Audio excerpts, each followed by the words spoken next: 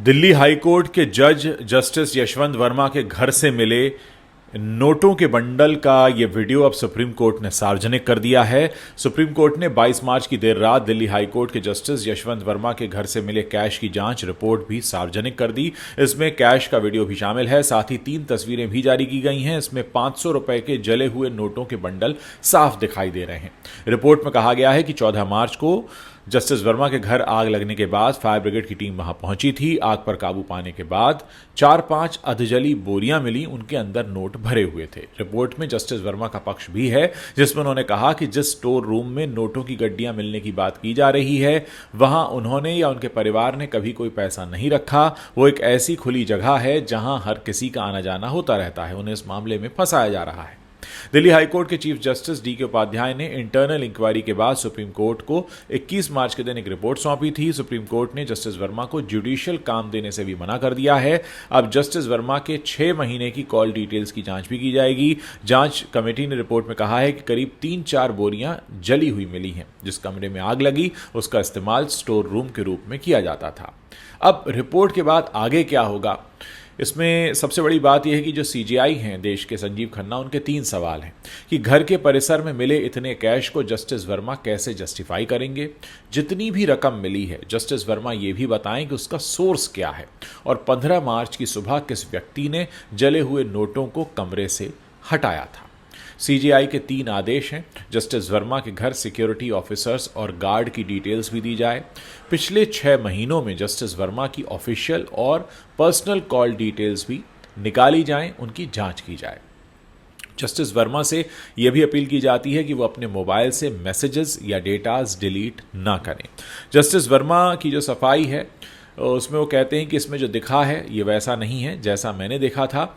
Justice Verma ने Delhi high court के chief justice को जो अपना जवाब सौंपा है उसमें उन्होंने कहा कि 14-15 मार्च की रात बंगले के स्टाफ क्वार्टर के पास स्टोर रूम में आग लगी। कमरा पुराने फर्नीचर, बोतलों, क्रॉकरी, गद्दे, बागवानी उपकरण, सीपीडब्ल्यूडी की सामग्री वगैरह रखने के लिए इस्तेमाल होता था। कमरा हमेशा खुला रहता था। इसमें स्टाफ क्वार्टर के पिछले दरवाजे से भी जाया जा सकता है और ये मेरे मुख्य आवास से अलग है। घटना के दिन पत्नी और मैं भोपाल में थे। मेरी बेटी और वृद्ध मां घर पर थी। मैं 15 मार्च की शाम पत्नी के साथ दिल्ली लौटा।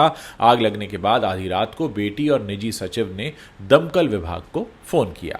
आग बुझाने के दौरान सभी स्टाफ और मेरे घर के सदस्यों को सुरक्षा कारणों से घटनास्थल से दूर रहने को कहा गया था।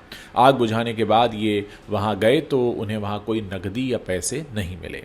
मैंने और न मेरे परिवार के किसी सदस्य ने कभी उस स्टोर रूम में नकदी नहीं रखी और ये राशि मेरी नहीं है।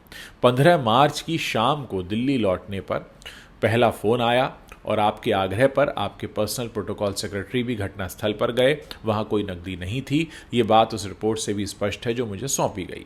अगले दिन अदालत शुरू होने से पहले आपने पहली बार ये वीडियो और तस्वीरें दिखाई जो आपसे पुलिस आयुक्त ने साझा की थी।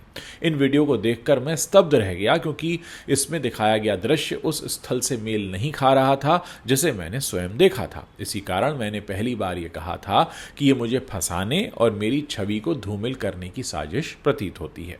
घटना ने मुझे यह विश्वास दिलाया है कि यह केवल षड्यंत्र का हिस्सा है जो दिसंबर 2024 में सोशल मीडिया पर मेरे खिलाफ लगाए गए निराधार आरोपों से जुड़ा हुआ हो सकता है। मैं आरोप को नकारता हूं कि हमने कोई स्टोर रूम से नकदी हटाई थी। हमें कभी कोई जली हुई नकदी नहीं दिखाई गई और ना ही हमें जली हुई नकदी दी गई।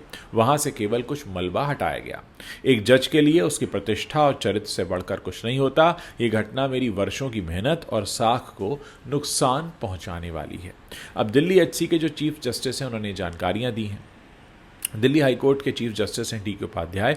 उन्होंने 21 और 22 मार्च को सीजीआई को भेजी रिपोर्ट में जो जानकारियां दी हैं उसमें उन्होंने लिखा है कि 15 मार्च को मैं होली की छुट्टी के चलते लखनऊ में था। शाम 4:50 पर दिल्ली पुलिस कमिश्नर ने फ़ोन पर बताया कि 14 मार्च की रात 11:30 बजे जस्टिस वर्मा के बंगले में आग लग गई थी। कॉल जस्टिस वर्मा के निजी सचिव की थी। सचिव को आग लगने की जानकारी आवास पर काम करने वाले एक नौकर ने दी थी। जिस कमरे में आग लगी वो गार्ड रूम के बगल में है। स्टोर रूम आमतौर पर बंद रहता था। मैंने अपने रजिस्ट्रार को मौके पर भेजा। उन्होंने बताया कि जिस कमरे में आग लगी थी वहां ताला नहीं लगा हुआ था। 16 मार्च की शाम दिल्ली पहुंचने पर मैंने सीजीआई से मुलाकात की और उन्हें रिपोर्ट दी। फिर जस्टिस वर्मा से संपर्क किया। उन्होंने 17 मार्च सुबह 8:30 बजे हाईकोर्ट गेस्ट हाउस में अपना पक्ष रखा और षड्यंत्र की आशंका जता दी। मेरी जांच के मुताबिक प्रथम दृष्टया जिस कमरे में आग लगी वहां किसी बाहरी व्यक्ति का प्रवेश संभव नहीं दिखता, केवल वहां रहने वाले व्यक्ति, नौकर और सीपीडब्ल्यूडी कर्मी ही जा सकते थे। इसीलिए मेरी राय है कि मामले की जांच गहराई से की जाए। अब पुलिस की रिपोर्ट यह कहती है कि जज के पीए ने दी आग लगने की सूचना। भारतीय मुद्रा पुलिस ने हाईकोर्ट के चीफ जस्टिस को दी रिपोर्ट में कहा है कि 14 मार्च रात करीब 11:15 बजे पीसीआर को, पुलिस कंट्रोल रूम को, जस्टिस वर्मा के 30 तुगलक क्रेसेंट बंगले में आग लगने की जानकारी मिली।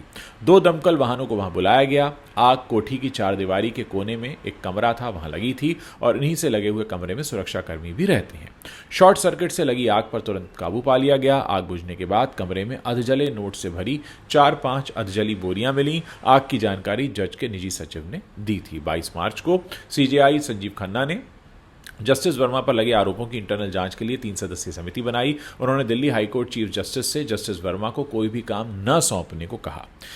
दैनिक भास्कर की रिपोर्ट बताती है कि 2018 में भी करीब 97 करोड़ रुपए के घोटाले में इनका नाम जुड़ चुका है। इससे पहले 2018 में गाजियाबाद की सिंभावली शुगर मिल में गड़बड़ी के मामले में जस्टिस वर्मा के खिलाफ सीबीआई ने एक एफआईआर दर्ज की थी। एनडीटीवी की रिपोर्ट बताती है कि ओरिएंटल बैंक ऑफ कॉमर्स ने मिल में गड़बड़ी की शिकायत की थी। शिकायत में कहा था कि शुगर मिल ने किसानों के लिए जारी किए गए 97 करोड़ 85 लाख रुपए के लोन का गलत इस्तेमाल किया है। जस्टिस वर्मा तब कंपनी के नॉन एग्जीक्यूटिव डायरेक्टर थे। इस मामले में सीबीआई ने जांच शुरू की थी, हालांकि जांच धीमी होती चली गई। फरवरी 2024 में एक अदालत ने सीबीआई को बंद पड़ी जांच दोबारा शुरू करने का आदेश दिया, लेकिन सुप्रीम कोर्ट ने इस आदेश को पलट दिया और सीबीआई ने जांच बंद कर दी। तो कुल मिलाकर ये वो सारा अपडेट है जो इस वक्त लोग जानना चाहते हैं। जो नोट बरामद होने की बात कही गई थी जस्टिस वर्मा के घर से, हर कोई इस बारे में सोशल मीडिया पर बात कर रहा है। उधर जस्टिस वर्मा का ये कहना है कि उनके खिलाफ साजिश हो सकती है, उन्हें उनकी जो पहचान है, उनकी जो साख है, उसको धूमिल करने के लिए। लेकिन हाँ, ये भी अपने आप में एक बड़ी बात है कि जिस वक्त ट्रांसफ़र की बात सामने आई और कहा गया कि जस्टिस वर्मा का तबादला कर दिया जाएगा और उन्हें इलाहाबाद हाई कोर्ट भेजा जाएगा, तो इलाहाबाद हाई कोर्ट की जो बार एसोसिएशन है उन्होंने कड़ा एतराज़ जताया और इस बात को लेकर काफ़ी सोशल मीडिया पर भी बवाल होता रहा। बहरहाल अब इस मामले में जांच की जा रही है और इस पूरी जांच को बहुत ही ट्रांसपेरेंट तरीके से किया जा रहा है।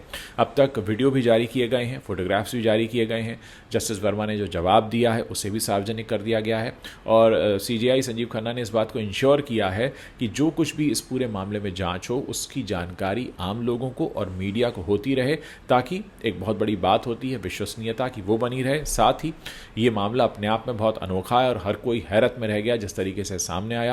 उम्मीद है कि पूरी ट्रांसपेरेंसी के साथ इसी तरह जांच होगी और कुल मिलाकर जो सबसे बड़ा सच है इस घटना का वो निकल कर सामने आएगा और ये पूरा का पूरा मसला जिस तरीके से सामने आया है उसी तरीके से हल होता हुआ दिखाई देगा। जाहिर है हमारे देश में लाखों करोड़ों लोग रहते हैं जिनका जुडिशरी पे पूरा भरोसा है और वो भरोसा बना रहे, इसके लिए सारी कोशिशें की जा रही हैं। इस पूरे मसले पर आप अपनी जो भी राय रखते हैं मेरे वीडियो के नीचे कमेंट सेक्शन है, वहाँ लिखकर आप हमें बता सकते हैं।